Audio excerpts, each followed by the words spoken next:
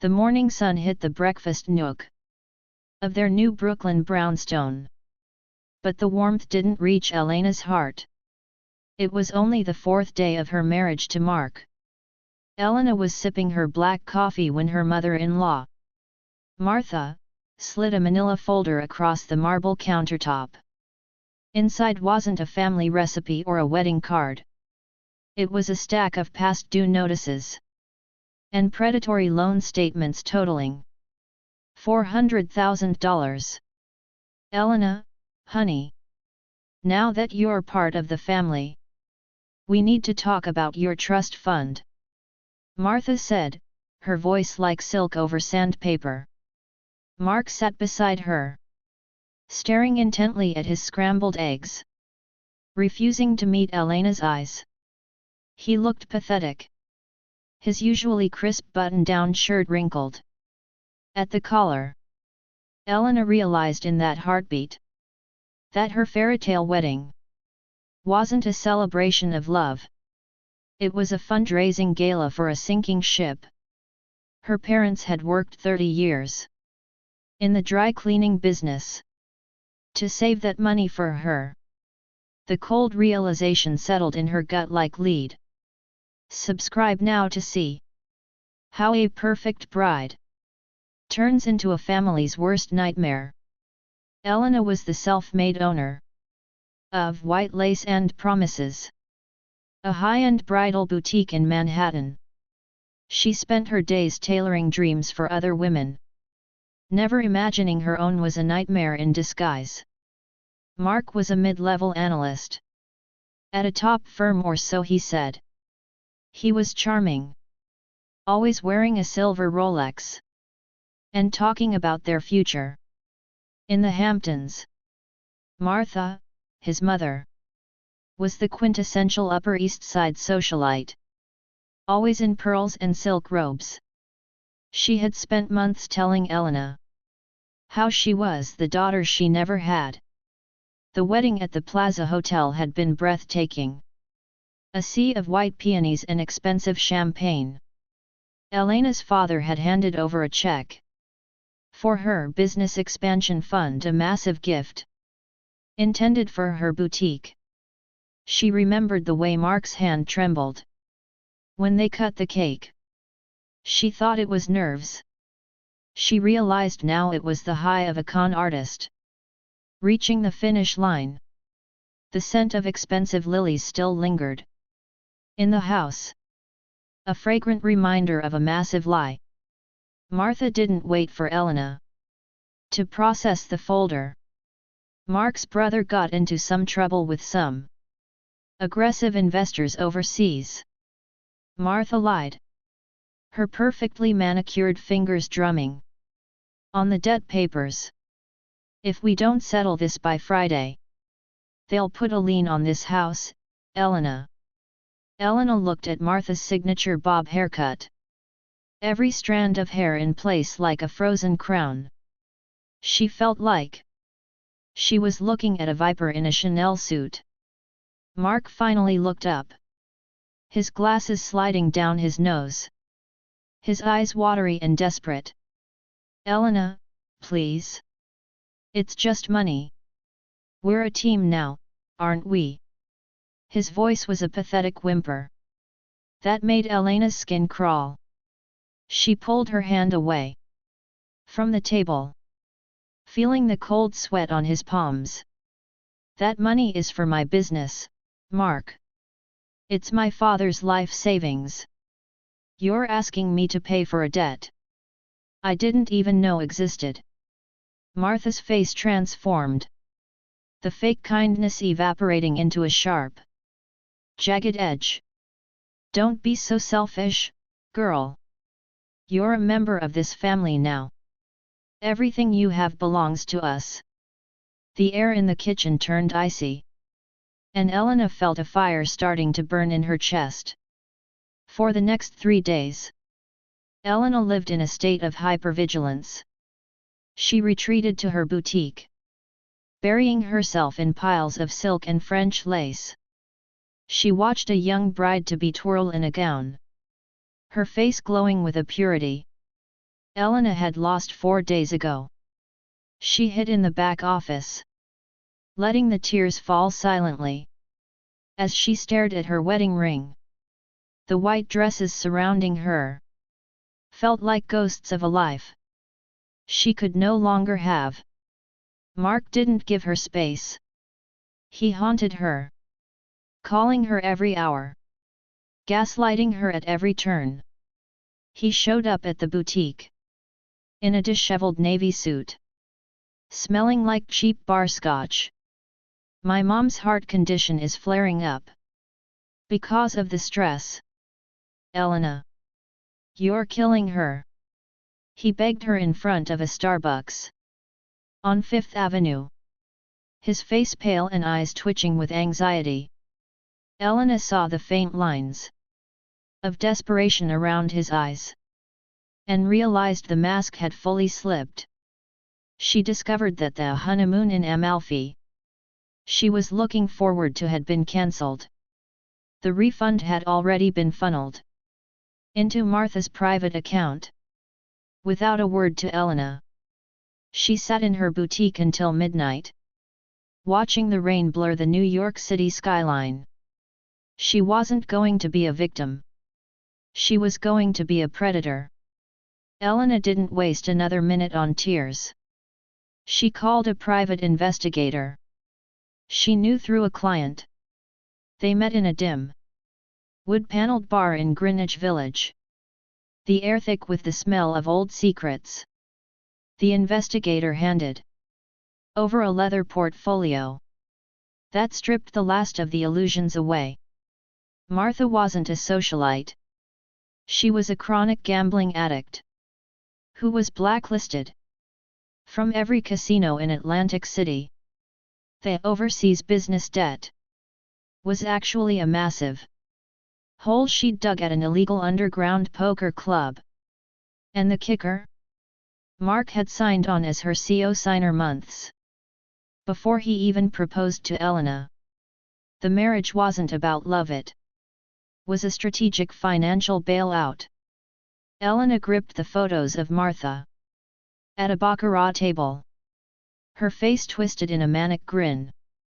The perfect mother-in-law looked like a monster in the grainy surveillance shots. Mark's devotion was nothing more than a desperate attempt to save his own credit score. Elena walked back to the hotel she'd checked into, her heels clicking like a countdown on the pavement. She spent the night with her lawyer, mapping out a scorched earth policy. She wasn't just leaving. She was going to take back every cent of her dignity. The next morning, Elena walked back into the brownstone with a calm that terrified her. Martha was draped on the velvet sofa, a damp cloth over her forehead, playing the victim. She saw Elena and started a theatrical moan about how ungrateful children are, the death of me. Mark rushed over, his tie lopsided, looking at Elena with a mixture of hope and arrogance. Did you bring the wire transfer confirmation, Elena? Please, let's just end this nightmare. Elena didn't say a word.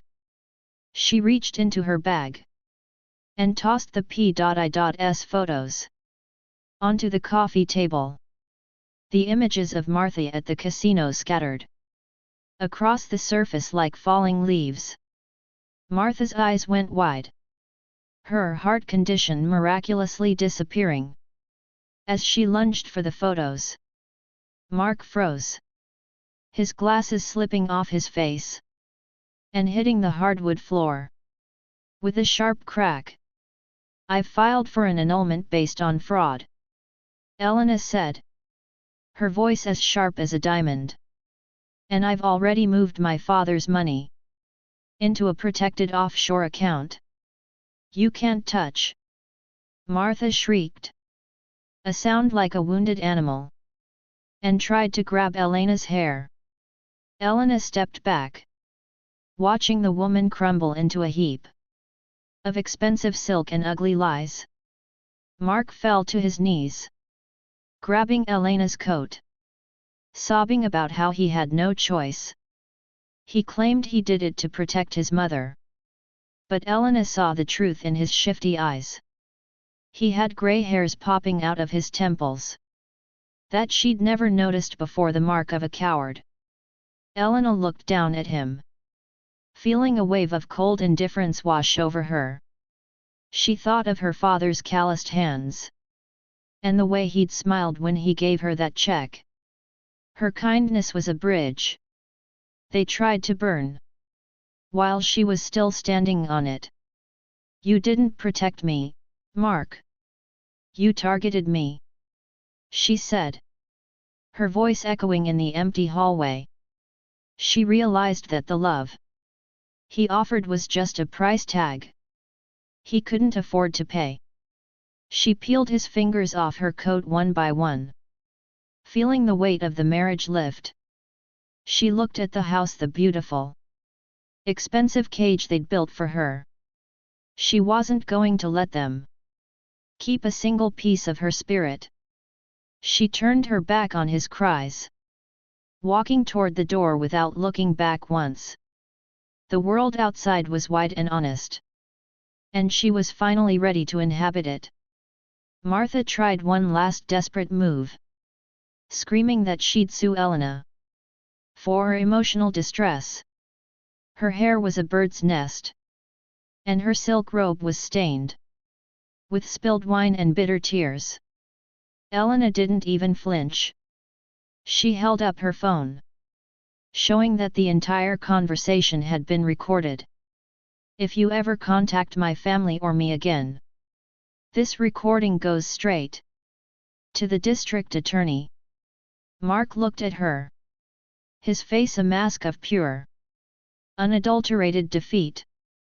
He knew his career at the firm would be over the second his financial fraud went public.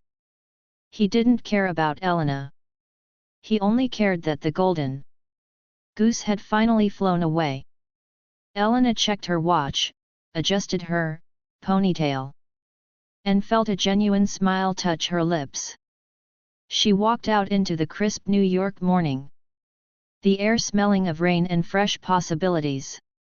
She stopped at a small jewelry store on her way to the boutique and bought a pair of pearl studs.